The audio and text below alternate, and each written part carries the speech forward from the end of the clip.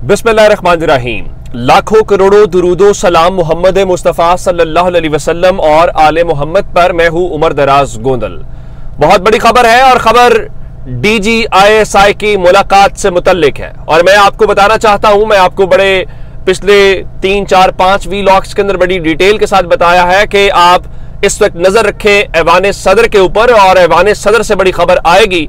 तो अब वो तस्दीक हो गई है और तस्दीक ये है कि असल गेम शारा दस्तूर के ऊपर हुई है और आप इमरान खान को इस वक्त जो मर्जी करें आप उसको लोगों में से भी नहीं निकाल सकते।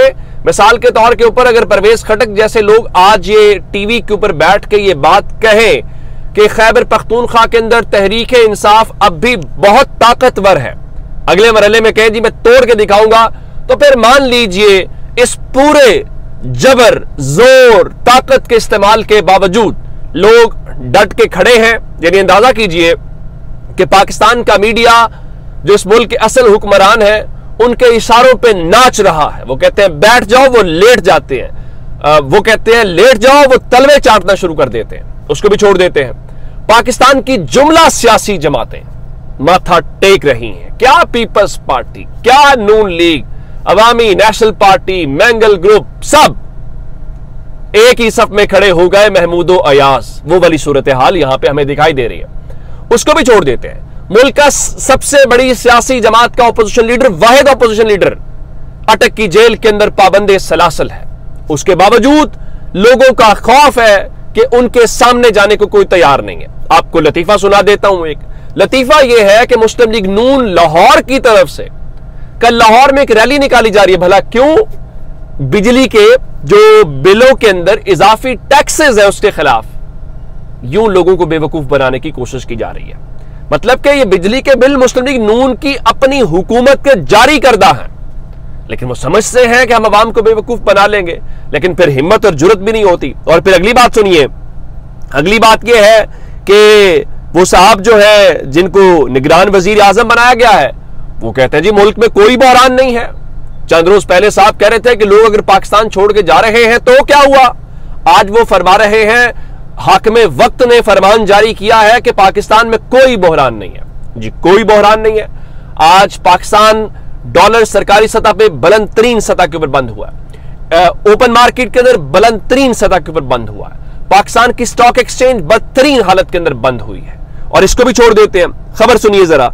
एक्सप्रेस न्यूज लिखता है पाकिस्तान महंगाई में के मामले में नाइजीरिया से भी आगे निकल गया है। इसको भी छोड़ देते हैं। आज की खबर यह है कि पाकिस्तान की करेंसी श्रीलंका से भी नीचे चली गई है, लेकिन वक्त का हाकिम कहता है कि जनाब कोई बहरान नहीं है। उसका कहना है कि महंगाई जरूर है लेकिन इतनी महंगाई नहीं है कि जनाब आप शटर डाउन हड़ताल करना शुरू कर दें। बिल्कुल ठीक है। अब अगर शटर डाउन हड़ताल इतनी नहीं है और वो कह रहे हैं जी कोई पहिया जाम हड़ताल जो है करने के मामलात नहीं है, तो बिल्कुल ठीक है जनाब। फिर आप और ये हैरान कुन बात है, आज उसने बुलाया हुआ था गरीदा फारूकी को, कुछ और एंकर्स को। वो फरहान विर्क जो है वो भी वजीर आजम की उस प्रेस ब्रीफिंग में बैठा हुआ था। सवाल ये पैदा होता है, ये सब तो पहले हुकूमत का बयानिया बना रहे हैं, इनको क्यों बुला रहे हो? इनको बुला के तो आपने जहमत जो है वो दी, लेकिन अब दूसरी तरफ वो फरमाते हैं जनाब सोची समझी प्लानिंग के तहत मायूसी फैलाई जा रही है। जनाब कौन मायूसी फैला रहा है? अगर लोगों को हकीकत का खुद इल्म हो रहा है तो आप लोगों को फिर वही बात है जी अवाम बेवकूफ है, अवाम को इल्म नहीं है, इल इन्फॉर्म्ड है। ऐसा नहीं होगा, आप ना करें ये चीजें। और वो कह रहे हैं जी बिजली के बिलों के मसले को बढ़ा चढ़ा के पेश किया जा रहा है। यानी कि लगता यह है कि बिजली का बिल लोगों का 4000 है, वो कहता नहीं मेरा 40,000 है। फिर बढ़ा चढ़ा के पेश करने का मतलब तो नहीं है भाई। इमरान खान तो लोगों को नहीं निकाल रहे, ये सब लोग खुद से निकल रहे हैं और इनको किसी लीडरशिप की जरूरत नहीं है। अभी तो कोई इमरान खान लीड कर रहा था तो आप कहते हैं गुमराह कर रहे हैं। तो अब आप अगर हकीकत से नजरें चुराना चाहते हैं तो वो आपकी मर्जी है, लेकिन उससे कोई हकीकत तब्दील नहीं हो जाएगी। वो कहते हैं जी हालात मुश्किल है पर जल्द सुरखरू हो जाएंगे। अल्लाह करे जी हम बहुत जल्द सुरखरू हूं।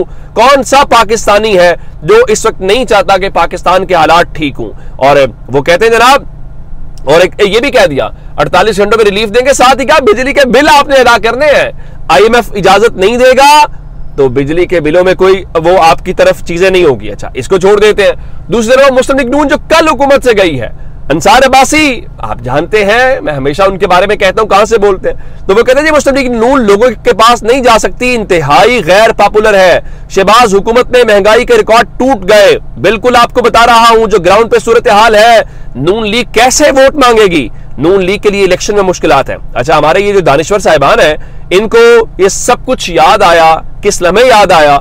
उस लम्हे याद आया जब मुस्लिम लीग नून की हुकूमत खत्म हो गई और अब इनको महंगाई भी नजर आ गई, अब इनको मुस्लिम लीग नून की मुश्किलात भी नजर आना शुरू हो गई हैं। उससे क्यों जबानों को चुप लगी हुई थी, और इनकी चुप से हुआ क्या? मीडिया लोगों के सामने उसकी हकीकत खुल के आ गई, लोगों को अवेयरनेस, लोगों को इल्म है। फिर हम जैसे गुनाहगार हैं, फिर हम जैसे खाकसार और ये लोग हैं जो कोशिश करते हैं कि आप तक हकाइक पहुंचे। और आपकी मेहरबानी कि आप पजीराई बख्शते हैं, देखते हैं, दुआएं देते हैं, अपना फीडबैक देते हैं आप कमेंट्स की सूरत में, मैं उनको पढ़ता हूं, आपकी बहुत मेहरबानी।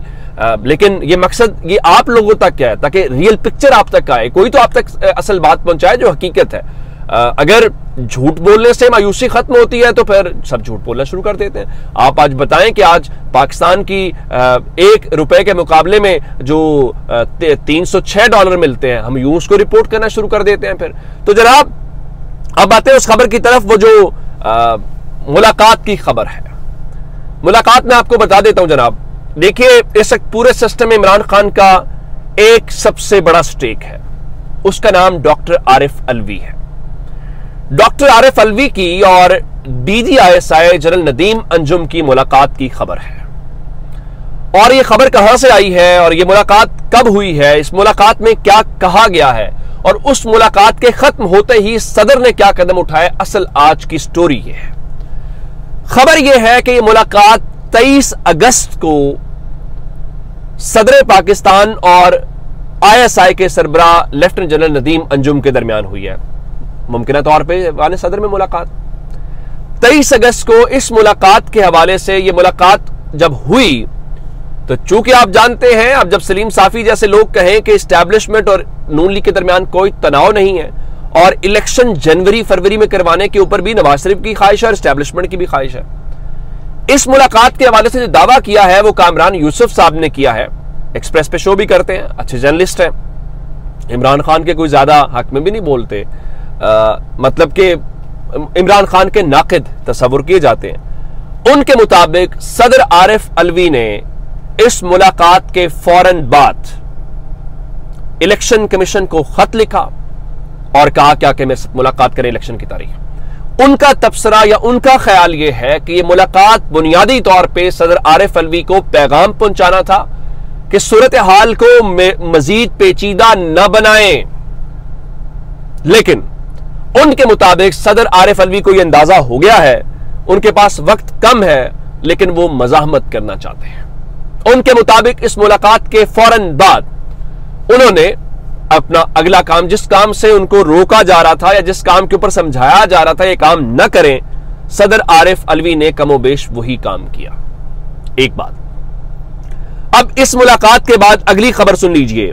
अगली खबर जो मैं आपको बता चुका हूं कि आज ही उन्होंने जो वो रिटायर्ड जस्टिस हैं जो उनके लीगल कंसल्टेंट है वाने सदर के अंदर, उनके साथ उनकी आज मुशावरत हुई सदर पाकिस्तान की।